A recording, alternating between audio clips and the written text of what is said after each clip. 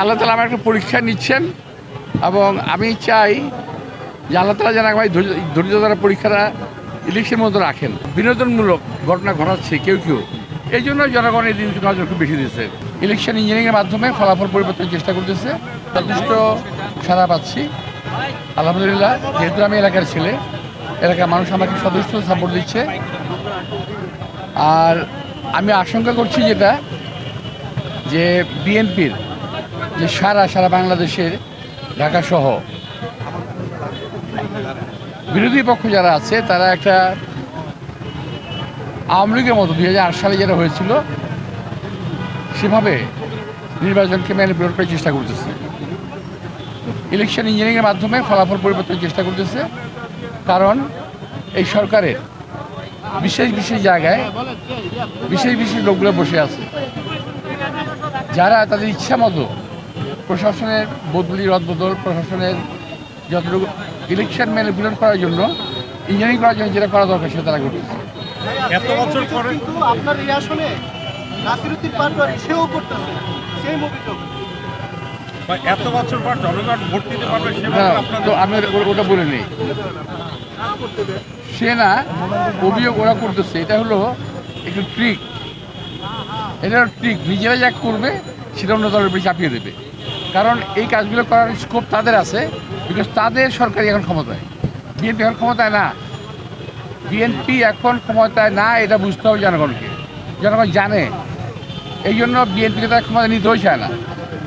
এখন ওদের সমর্থিত সরকার, ওদের সমর্থনপুষ্ট সরকার, ওরাই এটা করতে পারে, এটা আমাদের করা সম্ভব না। আমরা যখন সমর্থন দিয়েছিলাম, দেশ এবং জাতির প্রয়োজনে বিএনপি সমর্থন দিয়েছিল। এখন বর্তমান কার্যক্রম আমি এই সরকারকে বলছি না, সরকারের বিশেষ মহলের কার্যক্রম যেটা গ্রহণযোগ্য নয়। এটা সারা বাংলাদেশ এবং আপনার যে বিভিন্ন শো, তারপর টেলিভিশন, ইউটিউব, এখানে আপনি দেখবেন যে আগামী নির্বাচন সম্পর্কে তারা যথেষ্ট সন্দিহান এভরিবডি, কারণ এদের কার্যক্রম একটা জিনিস বলা আমি বলতে চাচ্ছি না, যাদের নির্বাচন করার কোনো অভিজ্ঞতা নাই, দেশ পরিচালনার কোনো অভিজ্ঞতা নাই, তারা হঠাৎ করে নির্বাচনে এসে কি করে এত জোর গলায় বলতে পারে যে আমরা নির্বাচনে জয়লাভ করব, 12 তারিখের পরে দেখিয়ে দেব। এই যে কথাটা, এই যে মানে এই ক্ষমতাটা, এই ক্ষমতার উৎসটা কোথায়, এটা একটু বুঝতে হবে। আপনি কি কোনো সন্দেহ করছেন না? কোনো আমি সন্দেহ করছি মানে আমি তো অভিযোগ করতেছি, সরাসরি সন্দেহ করছি না। আচ্ছা ভাইয়া, আপনার এই আসনে আপনি আর কাউকে শক্ত প্রতিদ্বন্দ্বী হিসেবে মনে করছেন কিনা, বা কাকে মনে করছেন?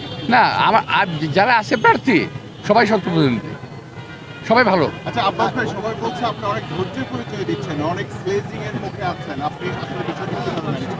এটা আমি মনে করি যে আল্লাহ তাআলা আমার একটা পরীক্ষা নিচ্ছেন এবং আমি চাই যে আল্লাহ তাআলা যেন আমায় ধৈর্য ধরা পরীক্ষাটা ইলেকশনের মতো রাখেন।